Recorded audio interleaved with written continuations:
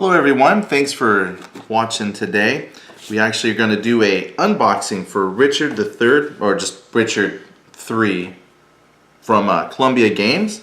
Very excited to get this. I tell you, I'm really enjoying getting into the historical games because I'm not much of a historian. So even though I'm not quite know the actual history of the battles and the campaigns that are being depicted, this has actually been a great way for my son and I to kind of dig into some historical things, which is great because as he moves up through school, there are certain things they talk about, like in history class and things like that, that we can actually now kind of battle and then go, oh, I see how that fits. So I always enjoy getting these from Columbia Games. So that's another thing I want to share though. This is a copy sent by Columbia Games for review purposes, all right? So, you can take everything I say with a grain of salt, but I wanted to go ahead and share this with you. I already pulled the plastic shrink wrap off because it's just easier than trying to struggle with that on camera. All right, so here's the cover, great looking cover. Then on the back it's got the map. This is where you're going to be fighting and battling on. And just so you know what's in here component wise, it is set for 2 players. It does say ages 12 plus, and the time can be 1 to 3 hours. Now the contents include the color map, which is what you have right here, which I think already this looks really nice. Then it's got 63 wooden blocks, which I think compared to some of the games I already have for them, that seems a little light as far as blocks, which is great because this might be, I haven't played it yet obviously for complexity, but with 63 wooden blocks this might be maybe a good gateway block game to get into. Then it has 25 cards and the game rules and 4 dice. Alright, so that's what we're going to find in here.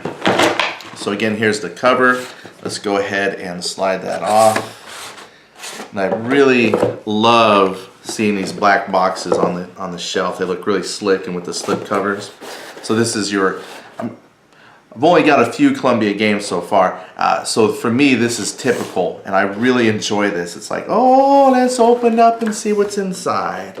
And here's the 63 blocks. So probably have an even mix. See, there's at least 1 black block. So that's like 62, so what would that be? 31, probably 31 white blocks, 31 red blocks, I'm guessing. And then the odd black block right there. And then there's your 4 dice right in there. So there's your blocks. All right, then we have cards. They're here held together by a rubber band, actually. So far, some of the other product I got from them, the cards came kind of shrink wrapped, and with the rubber band it just puts a little bit of crease here on the edges of the card. So I know some people probably won't like that, but since I will probably end up sleeving them, then you won't notice the damage there. I only point that out because it's very minor, but I know some collectors, they like everything to be pristine. So I just thought I would share that with you. It comes with the rubber band. But as far as the legibility and usability of the cards, it's not affected whatsoever. So we have a bunch of cards. Looks like these are probably event cards. For example, you have this one here. We have a treason card. Forced March. Surprise, it says. Surprise. The Plague. That's always joyful. A muster. Piracy. Who is this person? George, with the name I can't pronounce. George Plantagenet. And then you have another George Plantagenet. George. Different colored Georges. Henry. Tudor. Alright, so then it looks like some personality cards, which hard to say what that's for. So I won't speculate because I'm not sure what the cards represent. But I'm just sharing you here. You have a deck of cards. I'm going to set those off to the side now. Then you have the sticker sheet. I always love their stickers. One of the things that I enjoy in games are looking at the counters and the counter art. And so these are simplistic, but they look really nice. I always enjoy stickering up the blocks, and with 63 blocks, then that won't take much time at all to sticker up. But I think these do look really well. And I'm not quite sure what all the symbols mean. It looks like they're house names, family names: Salisbury, Norwich, London. There's a bombard, another bombard, some infantry. So probably like the house leaders, and then possibly just regular infantry troops. All right, but anyway, there's some stickers. And then we have the map. So here comes the map. This is probably a little big. I might have to move the blocks out of the way. We'll go ahead and unfold this here.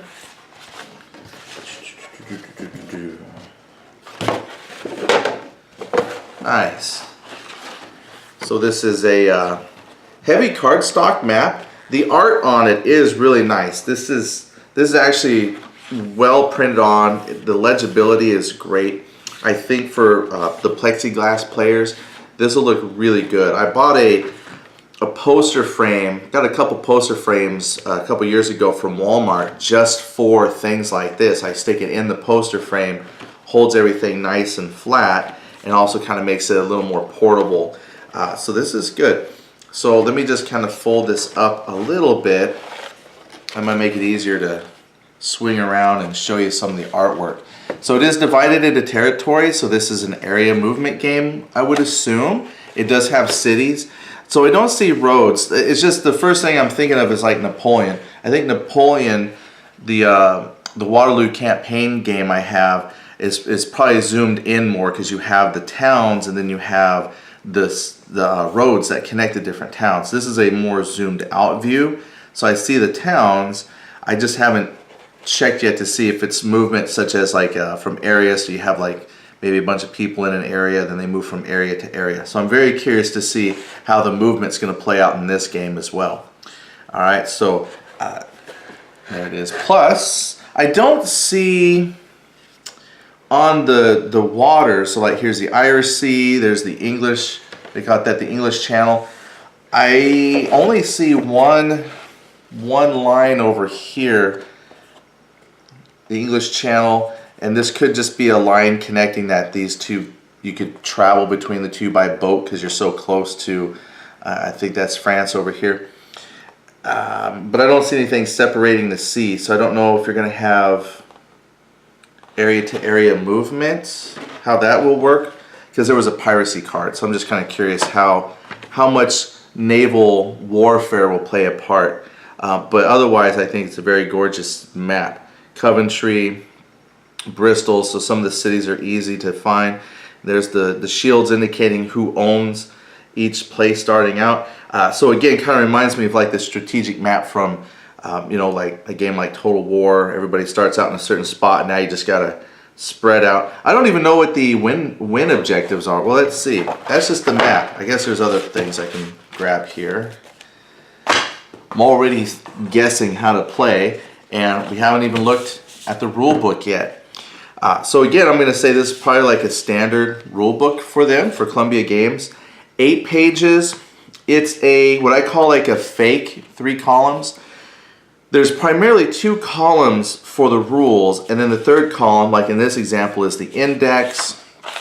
And then, without having read it, you know, it looks like some information about Richard, some information over here about Henry, probably how they affect the gameplay. But then the rules generally take up 2 columns on each page.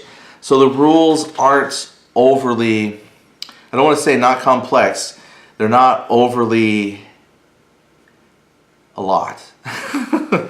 They're very good rule sets. And they actually are able to fit in a lot of complexity in just a few pages of rules. So again, I think if you were getting into, you know, block games, this might be a good one to start off with. Again, having not played it, I can't tell you how new player friendly it is. It's just that my thought was with 63 blocks, that might be a good starting point for folks. And yeah, I had a thought, but it came and it went. But then again, the instructions have some color in there, explaining the blocks, what the different point values on the blocks are. And just by looking, let's see, combat value, there's a B, there's a C. I'm thinking Well, I don't know. I have to look. There's kind of a commonality between the Columbia games when you look at the blocks, and that's actually a really nice feature because once you've kind of learned one Columbia game, when you read through the rules, then there's not a whole lot of difference so far from the games that I've played. So like when I'm looking at combat value, it says B2. I'm not quite sure if the B helps represent the type of unit or if they belong to a group of units, like all the Bs go together. But the 2 usually represents the number you need to score on a die 6 or less to inflict like a wound or a casualty. And then each block has pips that you rotate then to represent how much strength you have left. And I've always thought that's just a nice simple mechanic and for keeping track of damage on the units. And that so far kind of seems to be the consistency between the games. So again, if you learn one rule set, that's why this might be a good introductory game. Get this one down, and then in time you can move on to their other games and feel right at home. Which is why I like this series and why I think gives me an opportunity to kind of travel through various points in time and history and see different campaigns. And I mean, I admit most of my history comes from like, the History Channel and things like that. So it's kind of neat to kind of put things together in perspective to where you can see, like maybe how the battles played out. And now you're playing the battles, and maybe you can have influence, especially if it's a period of history that you know a lot about. You can really kind of throw yourself in there now. Anyway, just kind of digressing on some thoughts. But here, again, flipping through the pages, again, a good solid 2 columns worth of rules, and then some side notes for extra information. So I think this would be a good read. All right, so there's the rules. So what else do we have? Just to try and keep this short, here's the catalog. Last spike.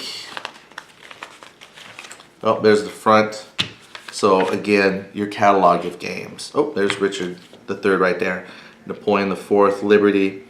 Yeah, so awesome stuff. I look forward to getting through reading the rules, stickering the blocks, and then bringing this back to the table to show you how it plays and give you some thoughts on it. So thank you again for watching the unboxing, and I look forward to seeing you on the game table later. Bye.